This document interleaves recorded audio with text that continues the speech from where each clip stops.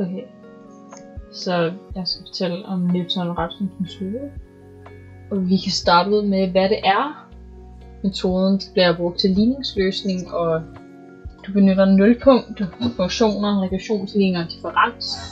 Vi kan starte med en kort forklaring i nulpunkt. Det er simpelthen bare, når du sætter en ligning til at give 0, og altså hvor den som funktion beskærer x-aksen. Så har du funktioner. En funktion beskriver relationen mellem et afhængigt og et uafhængigt variabel, så man ændrer på den uafhængige variabel ved den afhængige ændring ændrer sig efter funktionens forskrift. Og det ses som en uendelig mængde punkter, eller også bare en linje. Regressionsligninger er, når en ligning bliver brugt til at beskrive en talrække, ved at udregne hvert element ud fra det foregående, eller efter et specificeret element. Du kan også komme regne flere trin tilbage. Differentiering. Det er, når du differentierer en funktion, så kigger du på dens handling. For hver punkt, du kigger i x-værdien, beskriver det den originale funktions handling. Og Newton-Rapsens metode, den tager udgangspunkt i at sætte sådan en ligning lige med 0, og på den måde kan vi finde løsningen, når vi finder nulpunktet for den anden side af ligningen som funktion.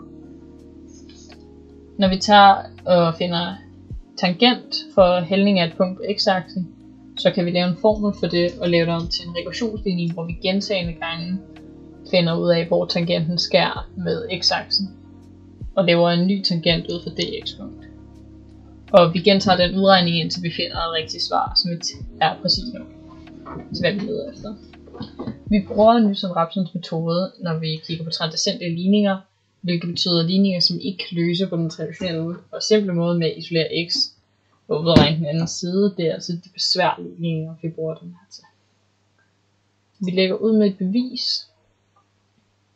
Hvis vi kigger på den første tegning her, så kan vi se, at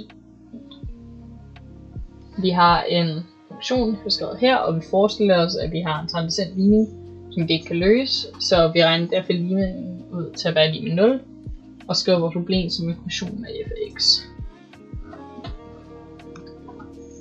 Når f af x er lige med 0, så har vi fundet løsningen til vores indlægning. Det gør vi ved, at vi kigger på vores funktion, så laver vi et gæt. I det her tilfælde ligger gættet som p0. Vi går ned og kigger, hvor skærer det med x'en, med forskær på vores 0 med funktionen. Det gør den her, så laver vi en tangent for den. Så ser vi, hvor er det vores tangent skærer med x-aksen, det gør den her. Så går vi ned og siger fra vores x-akse til funktionen, hvor ligger det, det ligger her, og så igen tangent fra vores punkt ind på x-aksen. Og det gentager vi igen og igen, indtil vi kommer tæt nok på nulpunktet, og med flest decimaler. Vi ved, at vores funktion skal være lige med 0 for at løse den. Og vi ved, at vi arbejder med tangenter, så vi kan skrive, at alfa, det vi prøver at finde ud af, som vil være 0 i vores tilfælde, er lige med f af x divideret med x minus x1, som giver den differentierede x. Det beskriver egentlig bare, at tangenternes handlingstal er et forhold mellem ændring y og ændring x, og vi vil gerne isolere x1, fordi vi skal finde den næste værdi i rækken. Så vi starter med at lave det til f af x divideret med f mærke af x er lige med x minus x1. Og så laver vi det om, så vi har x stående alene. Så det er x1 lige med x minus f af x divideret med f mærke af x. Så har vi nærmest vores regressionsligning nu, så vi skriver det om til n-værdier i stedet for. Så vi har x endte er lige med x n minus 1 minus f af x n minus 1 divideret med f mærke af x n minus 1. Og det er vigtigt, når vi bruger den her, at vores metode, at f af x er differentiabel, og at f mærke af x ikke er 0, da metoden afhænger af, at vi skærer på x-aksen. Og hvis f af x var lige med 0, vil den være vandret og aldrig møde x-aksen. Nu hvor vi har vores regressionsligning, kan vi lave et eksempel. Så det tager vi ligningen minus x er lige med cosinus af x. Vi starter med at sætte den lige med 0, så vi har 0 minus cosinus x plus x. Og så laver vi den ene side om til en funktion.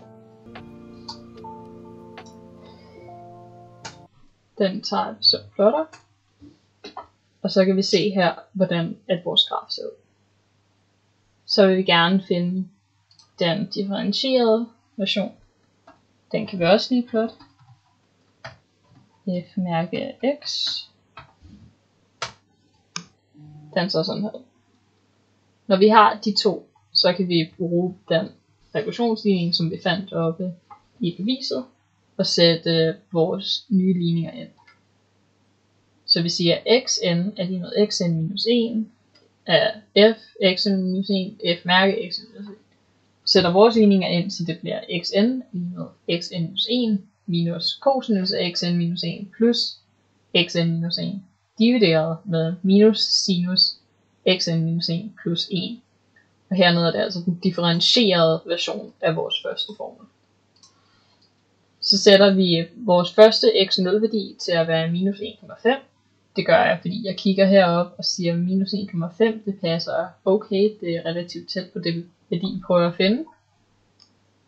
Og så udregner jeg med den første værdi, tager min formel heroppe, definerer min x0 værdi til minus 1,5 og udregner den. Og så får vi en værdi for, hvor det er den næste tangent vil komme fra. Det gentager vi så et par gange.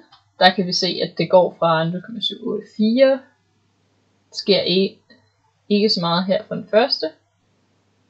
0,78 til 0,73. Så her bliver det fra 0,7395 til 0,390. Og det er det samme, vi gør her igen, men vi refererer hele tiden tilbage til det foregående element. Det fortsætter vi med, indtil jeg er tilfreds med præcisionen af resultatet. Og det er sådan, vi bruger Newton-Raphsons metode til at finde et resultat på transvergente linjer.